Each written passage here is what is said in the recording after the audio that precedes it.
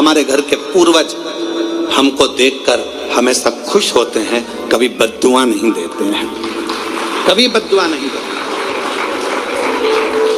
पर घर के बच्चों का एक नियम होना चाहिए, घर के बुजुर्गों का, घर के रहने वाले व्यक्ति का, घर में रहने वाला एक एक व्यक्ति का ये नियम होना चाहिए कि 16 श्राद्ध जब आए तो उन 16 श्राद्ध में आप अपने पूर्वजों को धन्यवाद दो, प्रणाम करो, नमन करो, दान करो, पुण्य करो।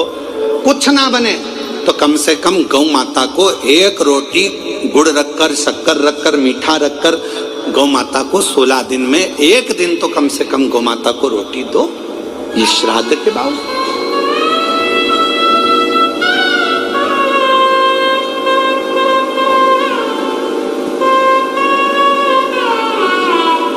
कितना बड़ा हमारा परिवार है, कितना बड़ा। आज के लड़के कहते हैं, आज के जमाने के लड़के कहते हैं, आज के जमाने के बेटा कहते हैं, आज के जमाने की बेटियां कहती हैं हम क्यों बुजुर्गों को माने। अरे भाई मत मानो, पर समझो तो सही, तुम और तुम्हें जन्म देने वाला, एक लड़के को जन्म देने वाले माता और पिता कितने लोग हैं? 2 लोग, माता और पिता। अब तुम्हारे माँ बाप को जन्म देने वाले कहां से हो गए? 2। तुम्हारे माँ बाप को जन्म देने वाले हो गए 4, 2 उधर के, 2 उधर के, एक के द्वारा ही पैदा हो गए क्या? बोलो बोलो, सही है कि गलत है? जम के बोलो। उधर जैसे पत्नी है तो इसके माँ बाप, तभी तो पत्नी हुई है, फिर पति, इसके माँ बाप, तो 2 के कितने हो गए? 4। अब उनके दादाजी के निकालो तो दादा के कितने हो गए? 8। उधर के, इधर के, ऐसे अंदाजा लगाओ 7 पीढ़ी का। ऐसे अंदाजा लगाओ 7 पीढ़ी का, और 7 पीढ़ी का अंदाजा लगाकर देखोगे तो मालूम पड़ेगा कि जितना 7 पीढ़ी के अंतर्गत जो पूर्वजों का एक तत्व सब में रहा है, वो तत्व हम में भी रहता है। जैसे पिताजी को चिड़चिड़पन रहा है तो वो पिताजी को भी रहेगा, उसकी औलाद को भी रहेगा, उसके पोते को भी रहेगा, उसकी पोती को भी रहेगा। ये नियम है, नीति है, वहीं से चला आ रहा है, इसको कोई रोक नहीं सकता। अब इसको तुम सोचो, पत्नी सोचे मैं अपने पति का चिड़चिड़पन खत्म कर दूं, या पति सोचे मैं अपनी पत्नी का चिड़चिड़पन खत्म कर दूं, तो नहीं हो सकता। ये पूर्व का चला आ रहा है, 7 पीढ़ी का। थोड़ा ना थोड़ा, थोड़ा ना थोड़ा, थोड़ा ना थोड़ा हमारे शरीर में रहता है। जब माता पिता का वो तत्व हमारे शरीर में रहता है तो हमारा फर्ज बनता है कि जब हम श्राद्ध पक्ष में गौ माता को अगर एक रोटी देते हैं तो ये सबको उसका फल मिल जाता है और पितरों का कल्याण हो जाता है।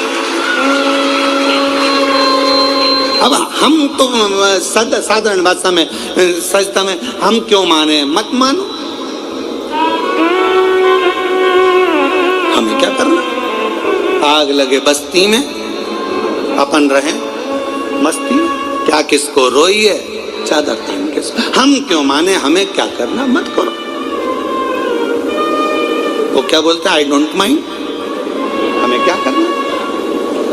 क्या मतलब? तुम्हारा मन हो जो करिए, पर निवेदन है, बिना आप उस बखाड़े को क्यों कहता? 7 पीढ़ी में हजारों लोग, और एक घर का एक बेटा यदि श्राद्ध पक्ष में गौ माता को एक रोटी देता है, किसी संत, साधु, ब्राह्मण, तपस्वी, साधक, उपासक को एक अन्न का निवाला देता है तो उसका फल पूरों को प्राप्त हो जाता है।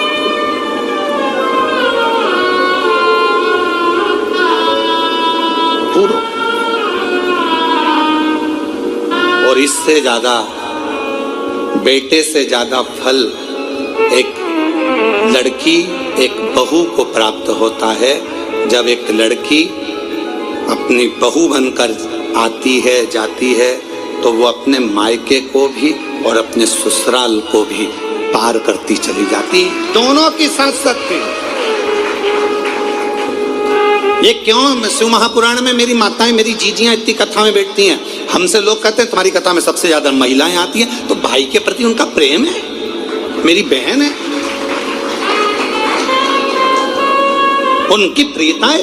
तो कहा आपकी कथा में सबसे ज्यादा महिलाएं जाती हैं, सबसे ज्यादा महिलाएं, तो उनका प्रेम है, मेरी जीजियां हैं, मेरी बहनें, प्रेम है उनका, और उनका आना जरूरी है। क्योंकि एक नारी जब कथा श्रवण करती है तो वो ससुराल की भी 7 पीढ़ी को तार देती है और मायके की भी 7 पीढ़ी को तार देती है। इसने